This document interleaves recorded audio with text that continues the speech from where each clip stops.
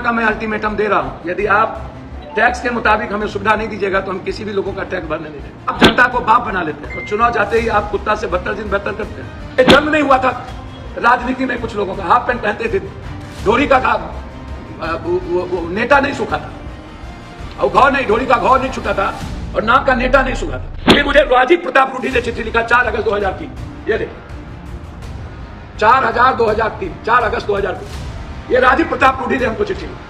फिर हमको शरद यादव जी ने एक चिट्ठी 22 जनवरी 2001 को लिखी। अलग डॉक्टर को डरना ही होगा, जो फर्जी डॉक्टर है उसको डरना होगा, जो फर्जी पैथोलॉजी है 2 महीने के अंदर यदि आप बंद नहीं कीजिएगा तो मैं बंद कर दूंगा। ना कोई पीएम है, ना कोई सीएम है, ना कोई मंत्री है, ना कोई यादव को। यदि सिस्टम ये चाहती हो कि डराना और सरकार, तो मैं मरना पसंद करूंगा, डर के जीना नहीं।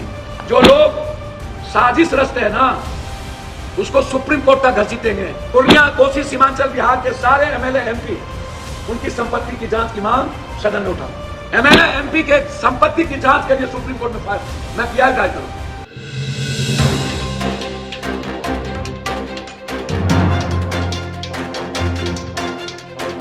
ललन बाबू आए, मांझी जी आए, चिराग जी आए, संजय बाबू आ गए, सम्राट जी डिप्टी सीएम आ गए, दोनों डिप्टी सीएम आ गए, सारे मंत्री जी आ गए। एक नजर कल्याण कर दिए होते बिहार डिप्टी सीएम साहब, हमारे रोड के गड्ढे को देख लेते। बायसी, डगरवा, अररिया के साइड में जितनी बाढ़ आई हुई है, पानी नदियों का ऊपर है, काली मंदिर की लगभग सीढ़ी डूब गई है, कटाव जारी है। फिर मैं कहूंगा कि रोम जल रहा था, नीरू बंसी बजा रहा था। यह बात एक बार मैंने पहले भी होटल उद्घाटन में कही थी। इतने लोग यहां आए, सर्किट हाउस में, होटल में रहे, एक बार भी इन लोगों को फुर्सत नहीं हुई कि हम नगर निगम पर जो बोझ है होल्डिंग टैक्स का उस पर रिव्यू कर लें, या हम एक बार लाइन बाजार या डॉलर हाउस से जो सड़कें गई है जिसमें पानी गड्ढा भरा हुआ है। पूर्णिया की जनता टैक्स देती है किसी की गुलामी के लिए नहीं, और पूर्णिया की जनता गुलाम नहीं है किसी के। 3 महीना का मैं अल्टीमेटम दे रहा हूं, यदि आप टैक्स के मुताबिक हमें सुविधा नहीं दीजिएगा तो हम किसी भी लोगों का टैक्स भरने नहीं देंगे। एक भी टैक्स पे हम नहीं होने देंगे किसी कीमत। आप हमको सुविधा दीजिएगा नहीं, हमारी जनता आपको टैक्स देगी। आप आइएगा, जब चुनाव की बारी आती है तो आप जनता को बाप बना लेते हैं और चुनाव जाते ही आप कुत्ता से बदतर दिन बेहतर करते हैं। हाँ? ये क्या है?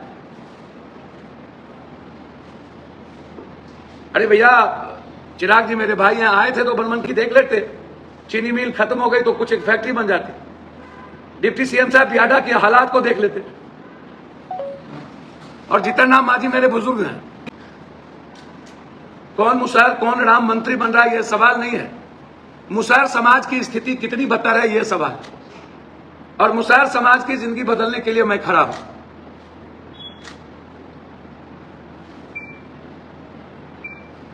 और रुपौली को नंबर 1 डिप्टी सीएम साहब कब 3 मंत्री आपने इस इलाके को दिया था। डबल इंजन की सरकार थी आजादी के बाद, इतने लंबे समय तक 20 साल तक मुख्यमंत्री रहने के बाद, और आप खुद कह रहे हैं कि रुपौली अत्यंत पिछड़ी जाति नीतीश कुमार के साथ खड़ी रही, तो फिर रुपौली की दुर्गति में किसकी भूमिका है? अत्यंत पिछड़ी जाति को रुलाने में और उनको अपमान करने में किसकी भूमिका है? रुपौली अत्यंत पिछड़ी जाति और माइनॉरिटीज का इलाका है। 2 वर्ग हैं, चाहे शर्मा हो, तकमा हो, निषाद हो, मला हो, केवट हो, केवरत हो, गंगोत्री हो, बिंद हो, शाह हो, जसवाल हो, मुसलमान हो, दलित हो। आजाद हिंदुस्तान के बाद सबसे ज्यादा मुख्यमंत्री के कुर्सी पर और सबसे ज्यादा लोगों ने वोट रुपौली का नीतीश कुमार जी को दिया। फिर रुपौली की ये दुर्गति में किसकी भूमिका है? जो लोग बड़ी बड़ी बात करते हैं, लंबी लंबी बात करते हैं, हम उससे जानना चाहेंगे कि नंबर 1 8 महीने के बाद कहिएगा आचार संहिता लग गया, फिर आइएगा बोलिएगा कि नंबर 1 मैं करूंगा। तो 20 साल में आप नंबर 1 कर नहीं पाए, अब आप 6 महीने में नंबर 1 करिएगा। और पप्पू यादव का वादा है 2 साल के अंदर रुपौली की जो भी पुलें होंगी जो प्राथमिकता होगा 1 से 3 के भीतर, वह 2 साल के अंदर कंप्लीट होगी। रुपौली होके एनएच, नौगछिया से मोहनपुर होके एनएच सीधा फारबिसगंज, दूसरी एनएच सीधा बनमनखी बड़ारा होते हुए जानकी नगर होते हुए सीधा नरपतगंज। ये 2 साल के अंदर पप्पू यादव शिलान्यास कराएगा और काम शुरू करेगा। रोल मॉडल बनेगा पूर्णिया बिहार और देश के लिए। और जो लोग एयरपोर्ट की बात करते हैं, हमारे एक मित्र, बहुत अच्छे मित्र जिसको मैं बहुत प्यार करता हूं, सम्मान देता हूं, जगन्नाथ मिश्रा जी मेरे पिता की तरह थे। नीतीश बाबू आए थे, बेचारा को बहुत पहले मंत्रिमंडल मिलना चाहिए, बहुत देर से मिला। और हमारे नीरज जी अच्छे मित्र हैं। नीरज जी के जानकारी के अभाव में नहीं जानते होंगे उनकी क्या स्थिति है। जानकारी के अभाव में नीरज जी को मैं एक सुझाव देना चाहूंगा। ये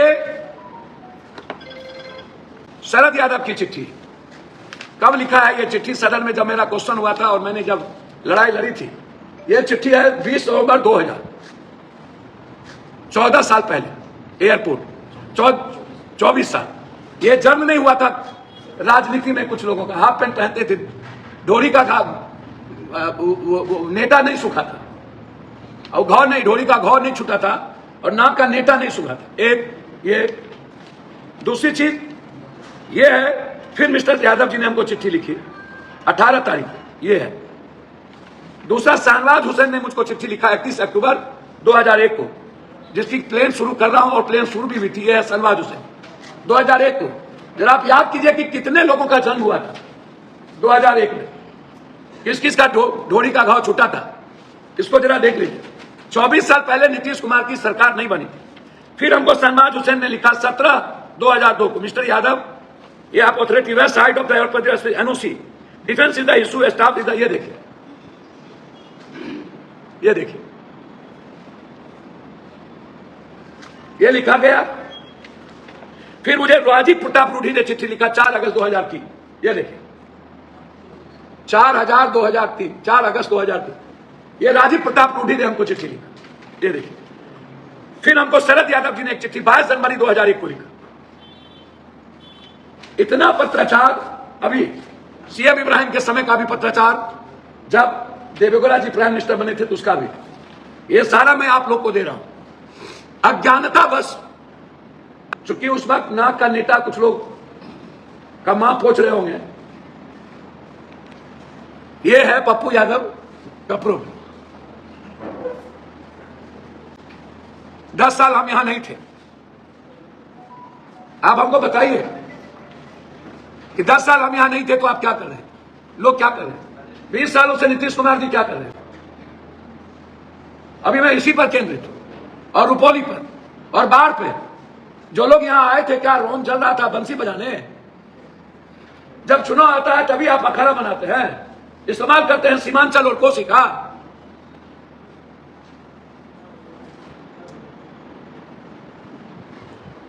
और जो लोग यहां आए पूर्णिया के लिए कुछ बोल के भी एक लाइन नहीं गए।